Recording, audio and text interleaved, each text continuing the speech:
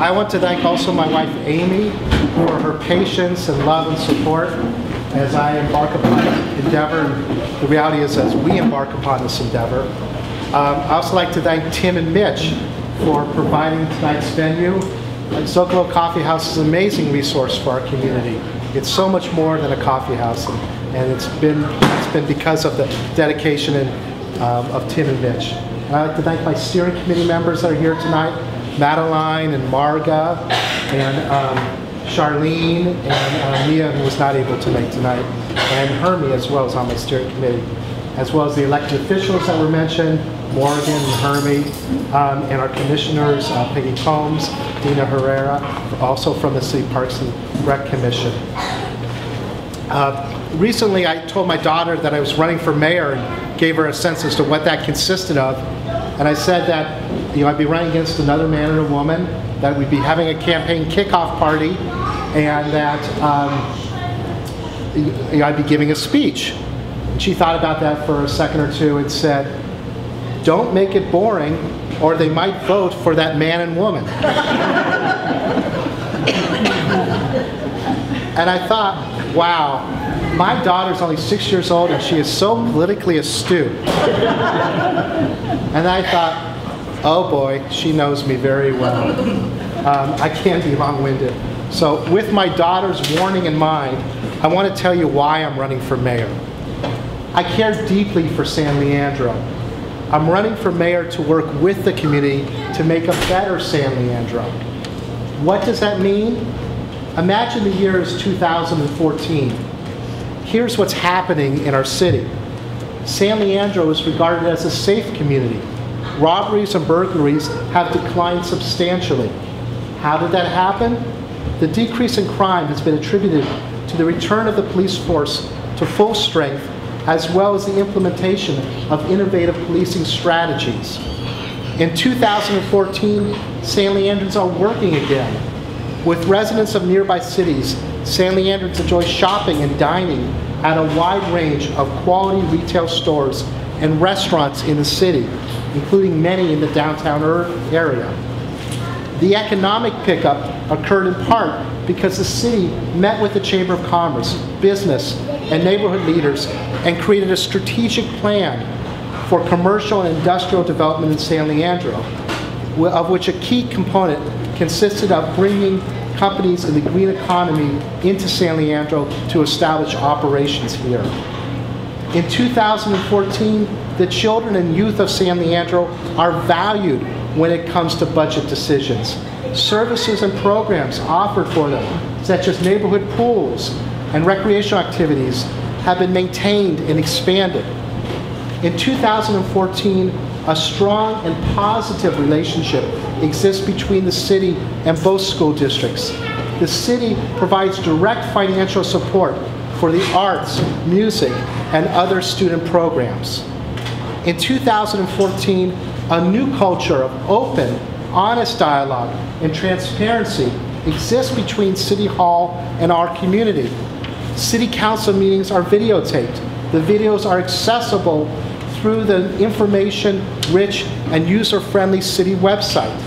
The mayor and city manager have their own blogs on the website, updating the community on civic matters and answering questions. The city conducts community forums for the public to provide meaningful input on key decisions before they are made.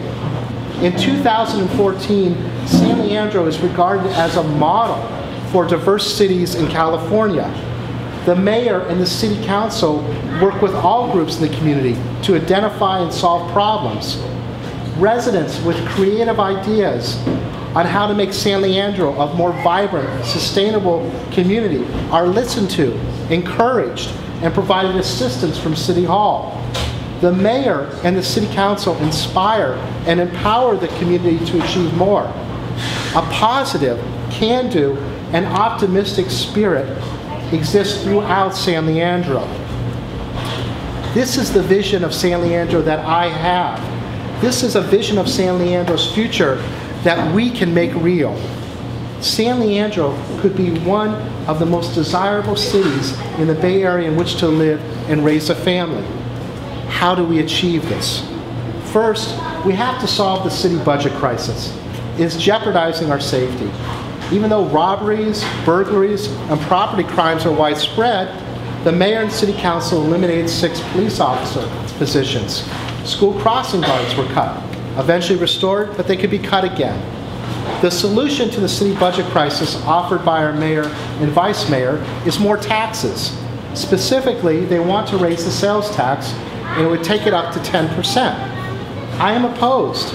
San Leandro would have the highest sales tax in Northern California, hurting the hardest seniors on fixed incomes and families struggling in the recession.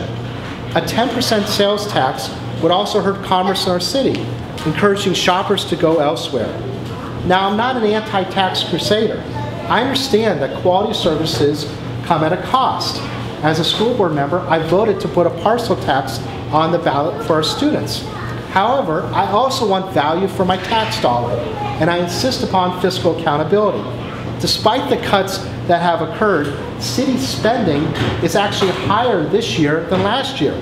There is no fiscal discipline at City Hall. I have a better solution than tax increases. First, bring city expenses under control.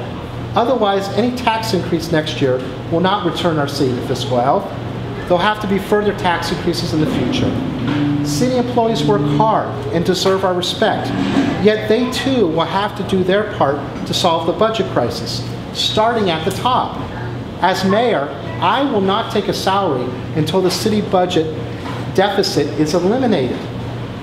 Now, when I say that, do not assume that my family could not use the pay. You know, we have many expenses. My wife thought I was crazy when I first proposed this idea to her. However, leadership is ultimately by example. You can't ask others to sacrifice if you're not willing to sacrifice yourself. We're not going to get the employees to give up something if the mayor, him or herself, refuses to make any sacrifices. To create a better San Leandro, next we have to revive the local economy. I will apply my knowledge as an attorney and former small business owner to support business in San Leandro and bring new companies here with a focus on the rapidly growing green economy. That will create quality jobs and generate revenue to rehire police officers, keep our libraries and pools and parks open, maintain services for seniors, and fix our streets. Third, we need City Hall to truly recognize that the welfare of our community and the conditions of our public schools go hand in hand. As a parent and former school board trustee, I know that strong schools make a strong city.